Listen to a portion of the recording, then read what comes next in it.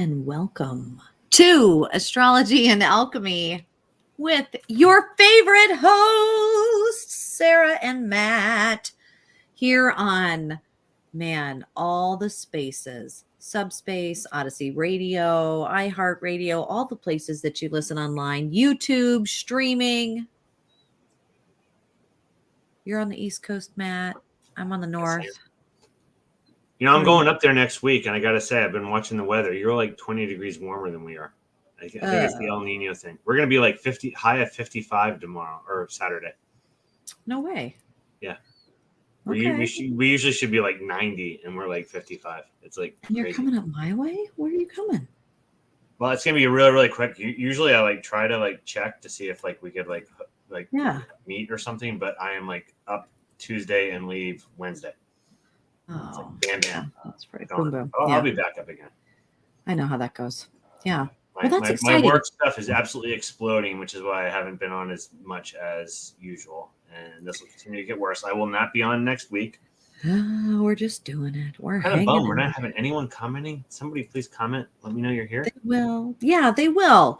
They'll come in. Usually this is a Tuesday night show, so being able to stream live on a different space, I know throws people off, and that is also a good chance that we might have entirely new people. So if you're new, you're listening in from somewhere, let us know where you're joining in from. Which we could do Monday or Thursday the following week. It's just Tuesday, Wednesday I can't do because I'll be in Minnesota and I'll be tied up at night. Yeah. Well, and I'm always thinking it's like the end of the year, so it's all those. That's part of the thing. When I'm doing my trips and stuff, I'm doing dinners and things like that. So I can't be available for the show. Which isn't nearly as glamorous as folks who travel a lot and do these things know, but those who don't view it as way more fun and glamorous than it really is. It gets old really fast. I love the idea of doing that, schmoozing people and going out and having fun and doing conferences and things, but also I'm more of the daytime conference, speaking and things that I would like to be doing more the nighttime, eating salmon over salad sandwiches and stuff. But I like seeing new places. It's weird. The pace that I'm doing it right now is fine. There's a certain, I don't even know exactly where there's a limit where it becomes too much. That's all I'll say. And I think that limit's different for different people. But every once in a while, a trip is fun. It can reach the point where too many trips become a real pain in the backside. Pain in the backside. Speaking of pain in the backside, how's your foot, Matt? Hey, Chad. Good. I've been in a regular shoe. My daughter graduated. My daughter graduated over the weekend. Was in a regular shoe for most of the week. I've been in the boot today because I was in the regular shoe for days and days on end, and my foot decided it didn't like that anymore, so it kind of puffed up. But well, congratulations to your daughter. Still puffed up. And the other thing I'll add, which is really weird, it's probably going to be TMI for folks, but there's a plate on the side of my foot. What's really grossing me out is I can actually feel the edges of the plate on the side of my foot. I really don't like that. That goes through me. It's that close to the skin that you can actually feel the outline of it. No offense. Yeah, I can see why you don't like that. Ugh. And I'm someone who rolls their ankle over nothing. I'm that person who trips over absolutely nothing in the middle of the daytime too. So the idea of having something that's near the skin that can it's horror movie stuff. So good times. But you're able to go up and down. You're in your office. You're back there. Back in the office. So guys, if you are new to the show, this is a really good opportunity to get out a piece of paper, write down a few dots, be prepared to align yourself with Mother Nature. Whether or not you're a pagan, Wiccan, spiritual, a paranormal investigator, interested in quantum entanglement, or just, anthropology, I don't know. Astrology is going to be able to help you feel in tune. I know as someone with mental health struggles in the past, whether it's depression or anxiety or just loneliness, feeling connected to Mother Earth is a really fun way to kind of know your place and to see how things are happening around you and maybe think, well, maybe it's not me all the time. Not to relinquish responsibility, but maybe just to see those synchronicities. So today, I know it's already almost over, but because we don't want to miss out. I call it hacking the matrix, which Hacking the Matrix. As awful as it might sound, if I had the insight to completely hack the Matrix, I would hack the Matrix. And that's really, astrology is like the foundational structure. It's like the little, ones and zeros of the coding of the binary there. It's the 12 frequencies. So Thursday, that's today. Thursday today. Let's put this up here. This is what's happened today. I don't know if you guys have been in tune today, had any thoughts on the feelings you've had, but today the moon's in Virgo. That's especially good for me because in my birth chart, my moon is in Virgo.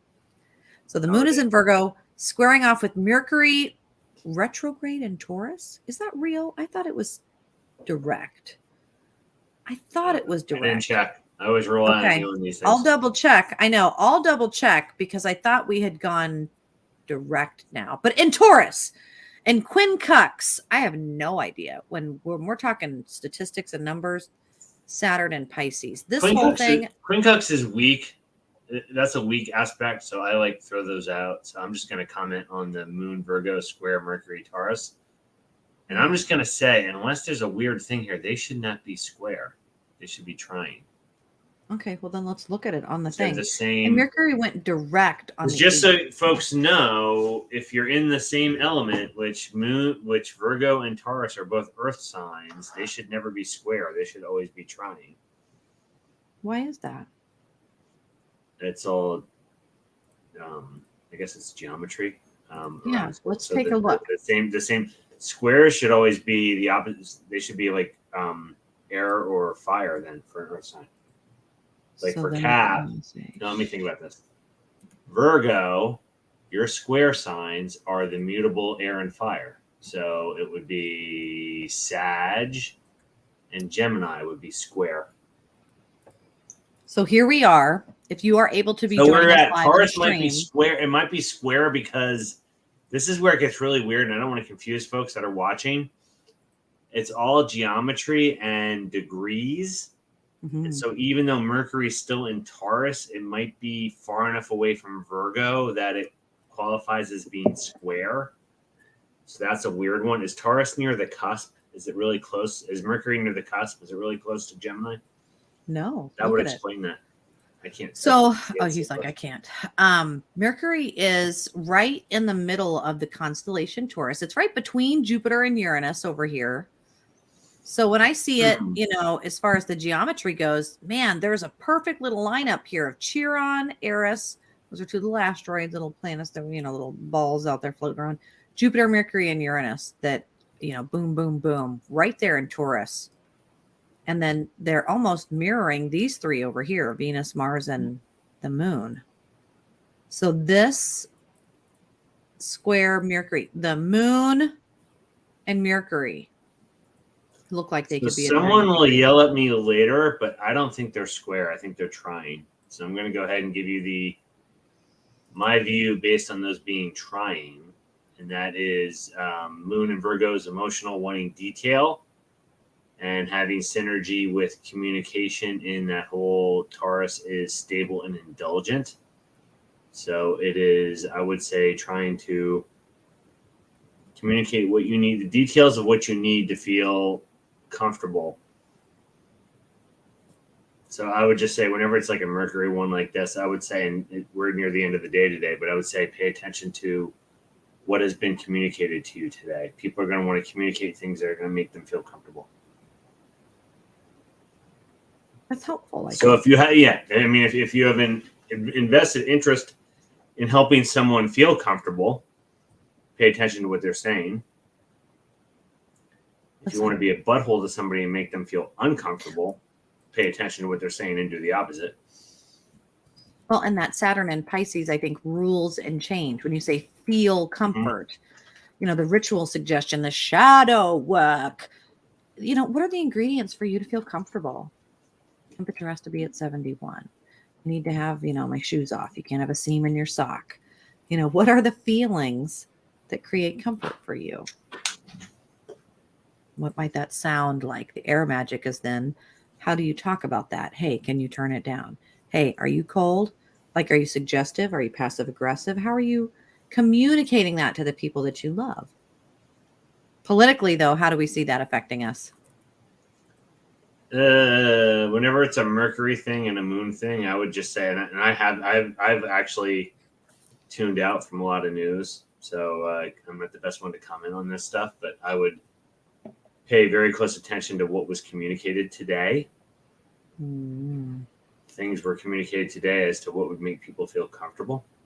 Debt ceilings, a lot of people. I've grown. I know we're a little different on our views of everything, but I think we're similar on our distrust of things. And so I distrust news sources so much that I've detached from them all and decided that I will just trust my gut. So I don't necessarily pay as much attention as I did months earlier when we did the show. I feel like I've had to take a step back from politics just because life is so much busier right now. But that I as well associate with the skepticism that sometimes just because you're distracted, that there's probably more going on. And I would agree that that seems to be the case. There's a lot of things being passed about our debt and our budget and things of safety and restriction of the internet and AI and things in that realm that are extremely important. And here we are in Gemini season, which is an air sign. Two-faced, two-sided, yes, no, black, white. You say yes, I say no. You say stop, I say go, go, go. That's Gemini. I think of that Beatles song. Again, we have to do our playlists of the songs that fit so well. We should follow up on that. We've been well over a year with this idea, and I lost my sheets. We have to do it. But we did the one show that one night where we just kind of went good. on. We just did it like at random, and it was good. It was good. Yep. Okay. Friday. That's tomorrow, guys. Thank God it's Friday. It's going to be Friday. Put a dot on your paper. What does this mean? There's only really one astrological thing happening that's, significant that we want to put down. And that is Venus in Cancer. That's true. Sextile that Uranus in Taurus. When you see that, what are you thinking, Matt? Well, Venus... Folks know Cancer is my favorite sign. So Venus in my favorite sign. So this is can either be romance or money, but they want stability. But they also drive things to be stability. But as the crab moves, it moves side to side and then forward. So it's more subtle in how it moves. And sextile I view as like removing obstacles. So this is Uranus and Taurus is just weird. So it's like that romantic seeking stability and comfort, removing obstacles to Uranus is the rebel outside the box. Taurus is stable, indulgent. I'm not going to move, that kind of bull. And so I always view that combo as rebelling by not doing. So this is like romantic stability having synergy with not doing what I'm supposed to do. To be honest, Sarah, I'm not sure how to translate that into like everyday verbiage, but that's what that means. Well, and I think about when you mentioned the synergy. I got to think about this a little bit. When that synergy of sloth investment, like slow growth, that I'll give you an example. I know the movie Elementals is coming out on like the Pixar, DreamWorks, Disney circuit. I know that this summer, these movies, Barbie Girl and Elementals, really bold colors, really poppy things are going to be out there. So in a love space, if I had somebody who I had been flirting with for a long time and I maybe wanted to put a little inception, a little mustard seed in their brain, I might insert a story about Barbie or that Aqua Barbie Girl song. Oh my gosh, do you remember that from the 90s? Yes, and like have a conversation about it. It's not like you're having a romantic, intellectual, soiree in that moment, but that you're just having a subtle conversation that's a really lighthearted, fun, and then a really good night. And you know that that's going to create, this is kind of that feminine manipulation because it's earth, water, Taurus, Cancer. Mm-hmm. That when they hear that this summer, when that becomes overplayed on the radio, when that becomes the hashtag, when that becomes everybody talking about Barbie Girl because Robbie, what's her face, is doing the movie, even if you don't see the movie, it's going to be everywhere. And it's going to, God, Gosh, Yeah. the last time I talked about that. You just set the light bulb off for me. So this is romantic interactions initiated by doing things you wouldn't normally do. So this is like I don't know, I'm just going to say this. I know we shouldn't go off and talk together, but we will. It's that kind of thing. It's the rebelling by not doing what you're supposed to do with this romantic stability. So keep this in mind. So folks out there, be on guard, because I'd say this is manipulative energy to get you into a spot that might be compromising. So, if just be on guard, because someone who may have interest in you may initiate something that might be against your best interests. So, just be on guard. As always, know your core values, know what you want, and stay true to those, and pay attention to shows like this to know when those energies might work against what you want. That's one of these things. Temptation. The flip side is, if you are kind of a darker, wanting to manipulate somebody into a bad spot, the energy is in your favor tomorrow. You can tip it quite easily. You can whisper it in a way that creates a ripple on the water that will be like whoop, whoop, whoop, whoop, whoop, whoop, whoop, whoop. As far as the show goes, I am Matt the Gray. I am neutral. I will give advice. I will give advice to both sides of the equation on this one. As we should in Gemini season. So, Ruth, Field Guy, all of you guys joining us from all over, thank you so much, and continue to share the show. We are almost, not really, but kind of halfway through, which is crazy to think about. And here we are. We're only on Saturday, but only one thing is happening on Saturday. And only, from what I can see so far, I'm kind of looking ahead. One thing on Sunday. And there's a few blank spots, which always makes me a little nervous, by the way. It's all good. But I know, right? Saturday, the 27th, put a piece of paper down. And also, I would say Venus Friday is a good day for money. You're going to see some stocks, some money, some things in the news about that as well.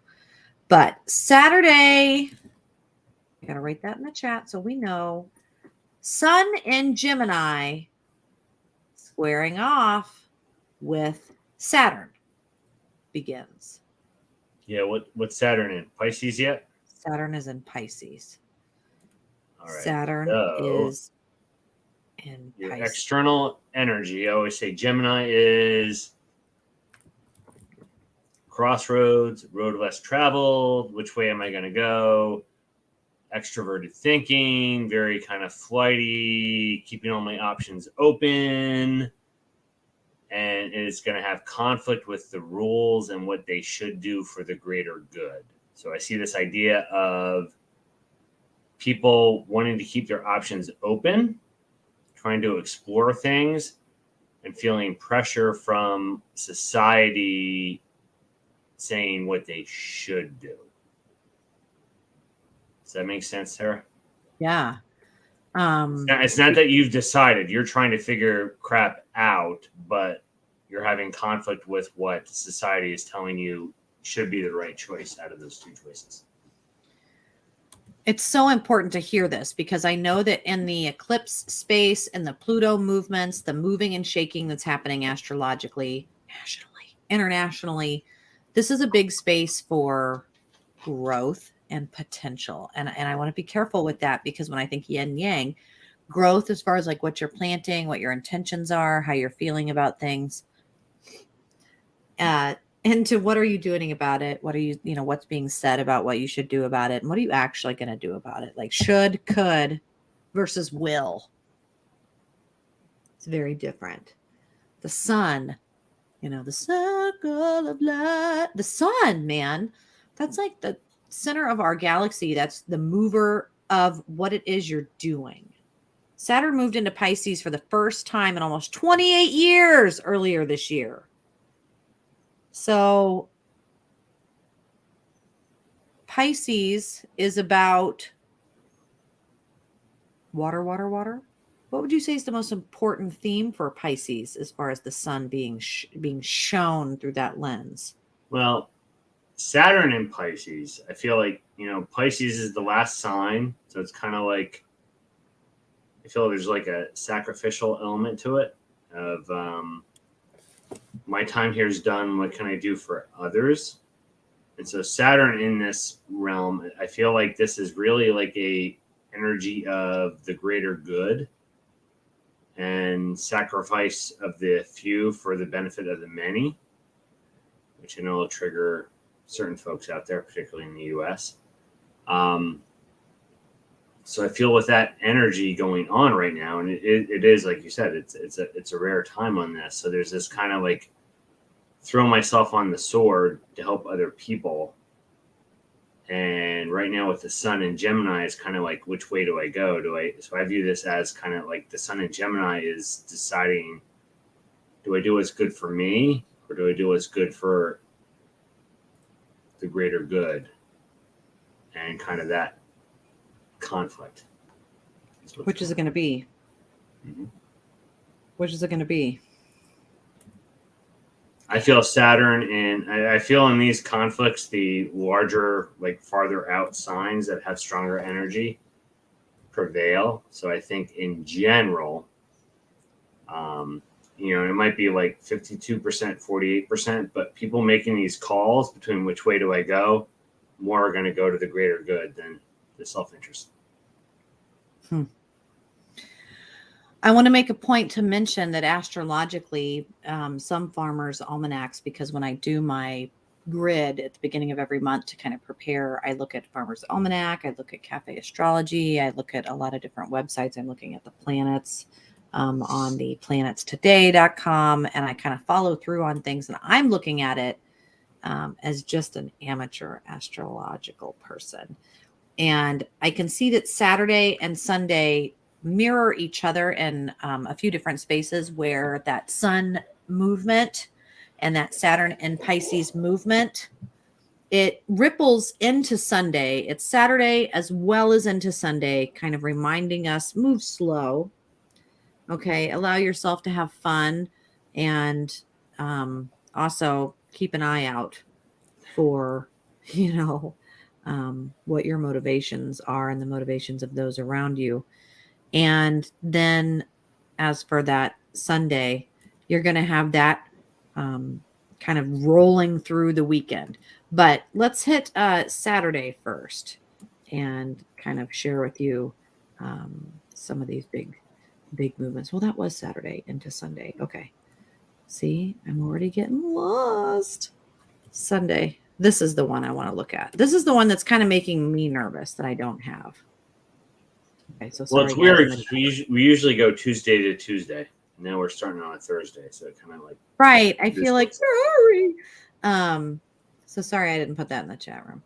How long will this last? Says Ruth. What exactly? Let me know on that, Ruth. What you mean, and Matt and I will address it. Who do I push off this train? Says Field Guy in the chat room. And that's a Pisces, and those in Pisces might be feeling some extra emotions right now. So let me just share that you've got that Saturn in Pisces vibe. Okay, so there's for the chat. Now, Sunday. This is something that, what does it mean? I almost want to break out into the Nightmare Before Christmas. What does it mean? What's this? What's this?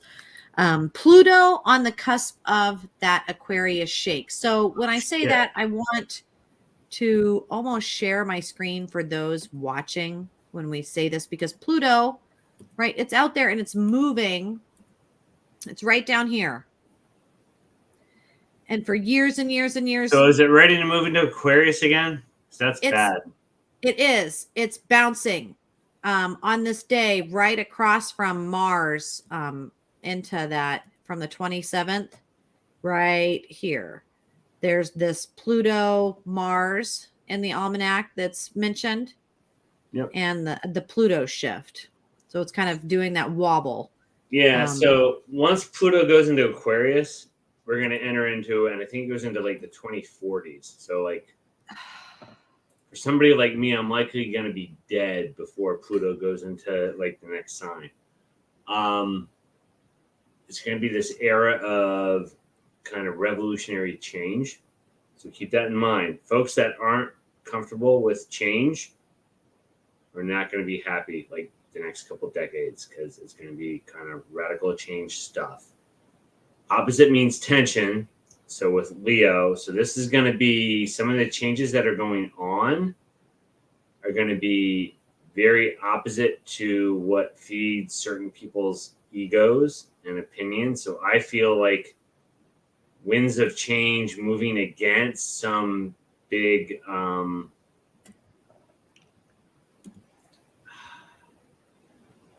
don't want to say authoritarian, but just think like cult of personality, like big names. Kind of the whole universe is going to move against them, and they're not going to be happy about it. So, obvious examples here. I feel like this is not going to be good energy for like Trump or Erdogan. Maybe someone will come up and he ends up losing power in Turkey, or Putin. Like all these ego type folks, this opposite energy is going to be like tension between where the whole world is heading versus where we're at. Another way I would look at this is think of when the automobile was first invented and folks advocating that we still want to do horse-drawn carriages. It's that kind of thing. It's like the old that's going to become irrelevant, having tension with where the whole universe is moving, whether we like it or not. I think this is going to be, I know we're already in an AI space and AI resistance, and, what are we going to have access to and what are we not going to have access to? Knowing that there's a lot of sun movements in the astrology, like energy, ego, sun, fire flares, solar flares. The rate of EMPs. change is just going to we're going to cover in like 1 year going forward what used to happen in like 10 to 20 years technology wise in the past.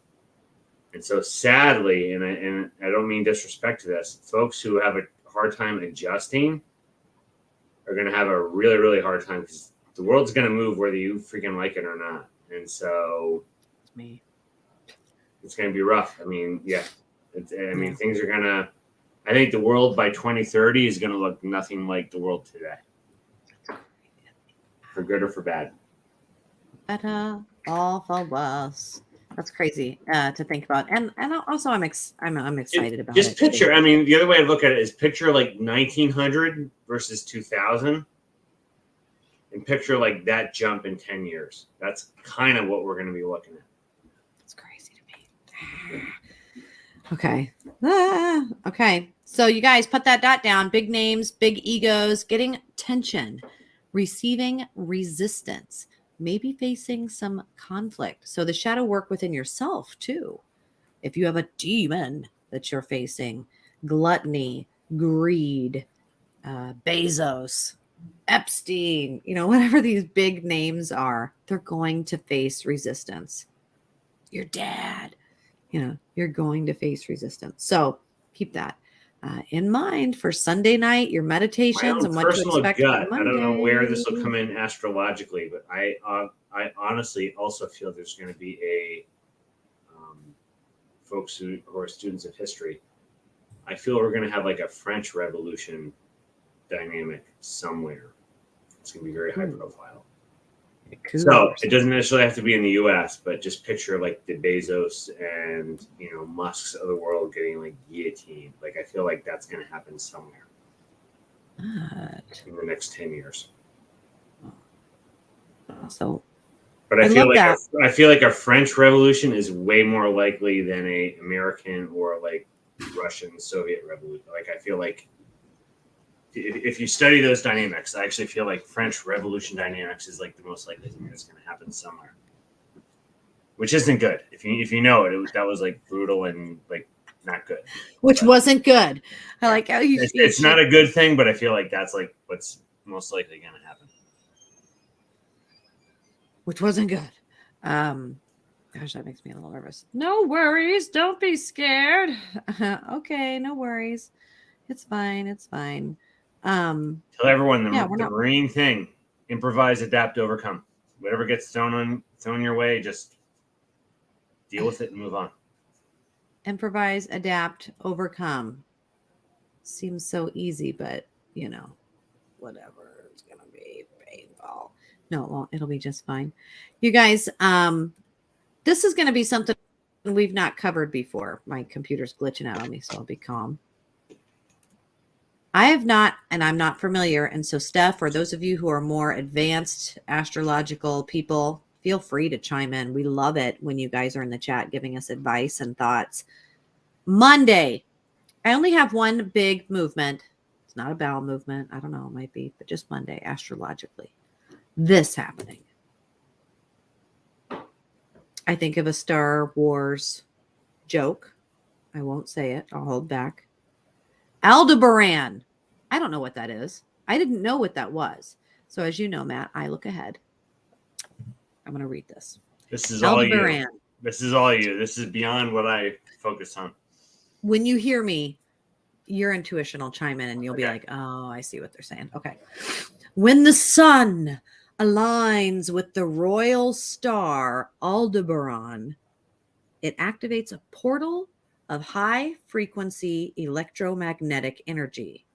Some astrologers refer to this as a silver gate or silver gate portal or SGP wave.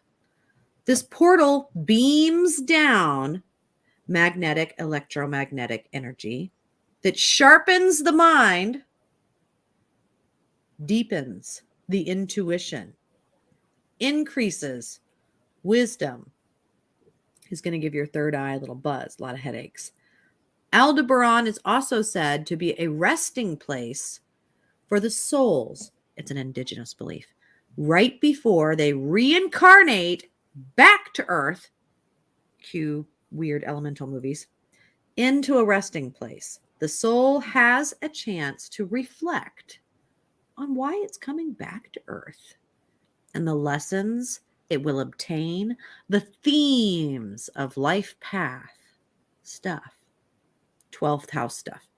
We channel this space by connecting with our higher self, soul contracts, life, death themes, remembering every life experience, every human experience is a lesson for the soul. The Silver Gate portal is a highly electromagnetic time. And I thought, interesting. Knowing how people kind of act in that space, but also knowing the astrology of where we're at, like what you just said, French Revolution. Look out. Hearing that. Don't forget your aluminum foil hats. How do you feel kind of hearing of the Silver Gate portal? Yeah. Not my thing, just so folks know, but I would say pay attention to decisions made that day because they'll be significant. Based on what you just said, there'll be like this good energetic guidance to like put things on the right path. So things that get proposed on Monday are probably good ideas versus what might be proposed earlier or later. Yeah, man. And then I don't remember exactly. I'm going to have to look it up, guys. Yes, even I do that. Ceres. It is it's a little itty bitty tiny dwarf planet. Itty bitty tiny dwarf like planet. Prosperity. Right. Fertility, reproduction, prosperity, unconditional love between parent and child, issues of devotion, separation, sacrifice, and grief. Why do I say that? Well, because also on Monday night, you're going to have Ceres, that little itty bitty planet, conjunct, overlapping the moon in Virgo. And that's going to be those themes. But specifically in Virgo, what would you say for the moon and Ceres in Virgo? I would view this as really wanting to drill down and get the details needed to drive your own prosperity. So this is whether that's job or like personal finance or things along those lines. It's kind of like the balancing of your checkbook to really determine where you're at and where you need to go to be safe and secure. Ooh, attachment, guys, attachment issues, purging things. When I think of hoarders, hoarders isn't so much about the attachment to the items. It's OCD. It's attachment to OCD. So the shadow work is, what are you really attached to, and severing some of those cords, cord cutting. So politically, when we see the Silver Gate and Ceres and Luna and some of these themes of the 12th house theme, how do you see that politically or in a world space for a Monday?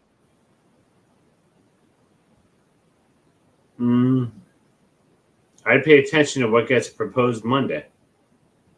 I think whoever has like the lead on the law or item that they're proposing, that's actually like the good real thing. Whether it prevails or not, it's another situation, but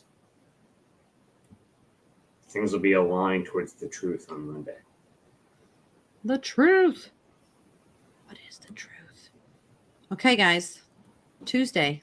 It's brought us full circle to what I hope will be either Monday night. We should do a show to kind of prep for the beginning of June. June's going to be a crazy month. Yeah, I think Monday will be better than Thursday. So let's try to do Monday too. night. So for those listening, and we will advertise accordingly and make sure that we're prepping for all of you guys tuning in and listening. Monday night, we will try and get that show for you guys to prep. So at that point, we will really kind of have been prepared. But let's go ahead and finish out that Tuesday morning. And to be honest, that's the 30th. And as far as any significant changes, the only real issues are that Neptune and Saturn are in Pisces together, swimming around, having a good time. And then there's this thing happening. They conjunct? They're not conjunct. They're just kind of next to each other. Okay. Yeah, they're not when conjunct. When they become conjunct, that'll be a bad thing, just so everyone knows. That will be a bad thing. Yeah, it will be bad. But there's this thing happening again. And so this is why I look at like the end of the month, I kind of learned a little bit about astrology. And I wasn't sure what these things were. So there's this thing, Maki. It's a dwarf planet. And it's kind of funny because I used to sing a song to my kids about the dwarf planets. And it's a song online. You can YouTube it. It's about, it's called the Solar System Song and the planets of our solar system. And there's Maki. So when I read this, Maki conjunct the moon in Libra. So Maki dwarf planet conjunct. You're totally out of my league right now. Me out of my own league. Moon in Libra. But what I need, because this wasn't on the almanac or anything, this is things that like we are doing ourselves, that we are looking at it and putting it out there. So we're all learning this together. And I'll put it in the chat room so that you guys kind of see what it looks like. But it's with the moon. So it's conjunct over the moon in Libra. What in the heck? You know what Maki even represents? Yeah, let me read this to you because this is what I was like, what? It's a dwarf planet in the outer solar system. Share that. Right. It's the fourth body identified as a dwarf planet. It's one of the bodies it's one of the bodies that causes Pluto to lose its status as a planet. Talk about ego. Talk about, Maki is large enough, bright enough to be studied by high-end amateur telescopes. You can even see it at times with the naked eye. When we can't always see Pluto. So it was what, got people going, what? And its orbit is, relative to the gravity in in our space as the creation god Rapa Nui Maki Maki is named after an archetype of connection with the environment. Appropriate to troubled earth times. Maki Maki is shown in different cultural spaces and astrographs with discovery, great creative forces of abundance of land, like volcanic eruptions of new life. Maki Maki, the red planet of creation. All right, so I view Maki Maki as like the troll that like screwed things up for Pluto. So I view this as the troll has combo with the moon and Libra, which is all about diplomacy. So this is a weird one. I view this as like profound passive aggressive energy. This is like the working behind the scenes and being very diplomatic, but doing it in a way that's like going to totally screw somebody over.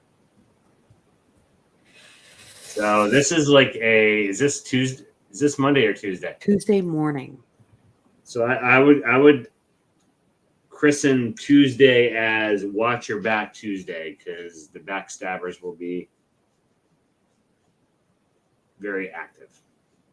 Who is the backstabber in the kitchen with the knife? This is the game of Clue. After, remember, a Monday of big world themes for positive proposals around energy, and Sunday night, these big Pluto things for like adjustment of major creation and revolution, and like, we've announced that aliens are here and they have flying cars for us all, free, like Oprah. You get a car, you get a car, you get a car. You know, like, who's the backstabber on Tuesday morning? It's like it's like that Twilight Zone when the aliens come, and they have the book How to Serve Humanity. And it's a cookbook, but they all feel it's like they're here to like help us. And it's not. Right. It's how to serve humanity. I love it. This is perfect. One of my all-time favorite Twilight Zones. Oh my gosh. I haven't seen that one. I like the Simpsons do a great like version of it that's like pretty authentic to it. But talk about the Simpsons telling us what's they coming. Start packing people up into like ships and sending them off to this other planet so they can go, and then it's like the one lady like yells over to like her colleague, "It's a cookbook," but he's already getting like loaded onto the ship. My god, that would be so scary. That's gonna happen, Matt. That's gonna be what happens. I just know it. I won't say it though. I won't say it. So you guys, this is Tuesday morning as we're ending the month of May. So ending the month of May, seeing some of these changes, astrologically knowing that this is a lot of Pluto stuff, a lot of water, a lot of, even though we're in Gemini season, air season, the water suggests how people are going to feel about it.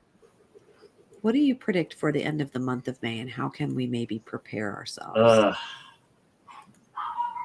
It's Gemini, so I feel like we're like at a crossroads, and whatever decision, I honestly feel like, at least in the U.S., this whole debt ceiling decision is going to decide whether we kind of keep chugging along or whether we like go in the toilet. And so I don't know. I'm really nervous about that. I know a lot of people aren't terribly nervous about it, but to think that as early as June 1st, we could be defaulting on things that might change a disability check. It might mean if you're on hospice or Medicaid. I'll give you my cynical your bills situation. Don't get paid. If folks let this tank, thinking that it is like the best medicine to get us on the right track, that's the French Revolution stuff I'm thinking about.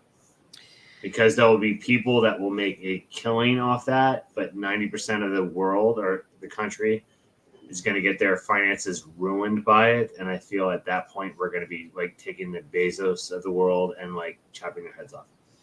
Well, and I've seen... Not me personally, but I feel like that's the energy that's going to happen. The idea that someone may not get a disability check when, to be on disability, you can't have another income. You're not allowed to make a certain amount of money. Like if you're disabled at home sitting there, but you decide you want to sell your Pokemon collection from high school, you can't have an income even online. to do those things, you've got to do it all under the table, so to speak, or you get penalized. And if you don't have a check coming in for your disability, the likelihood you have another check is very minimal. I feel like things have been tense for years. That would be the spark. But the idiots that feel like it will like spark in their favor, it's going to like backfire on them. And yeah, you're going to have, it's not going to be good. Like, I hope it doesn't happen. Like, I honestly feel, like default would be like the dumbest thing we could do. Well, I saw, it's just like shooting yourself in the foot, like before you have to run a race. It's just, it's nothing good will come from it. Nothing good will come of it. And it's sad to think that there's a lot of people who right now are like petitioning, hey, well, what, how about we just don't pay our premiums? Let's just not pay our health insurance then. What happens if we all band together and just not do it? And it's like, oh my God. I mean, those kinds of things are powerful movements. Those are those revolutionary movements. Those are those things you're talking about for big life change. But the transition time, that adjustment time, you can't get your diabetic medication or you can't get the things you need to survive. Holy cow. That's a huge deal. I know that affects people like for me and my household directly. So I think, wow, those are big statements. And usually they're made, I imagine, by people who aren't directly affected right away, because it's not as easy to shout that when you think, well, my child might die. At least I don't think so. I don't know. I don't think we're that disconnected. But that's what we should expect for the end of May. I don't know if that was what you guys expected, but I'm interested in the predictions. I'm interested in the chat room. I'm interested in you guys sharing on social media how you see this panning out. And then Monday night, 9 p.m., join us here. I'm going to put in the chat room where people can find us, Matt, so that if they want to get a private reading. 9 Central, 10 Eastern. Okay.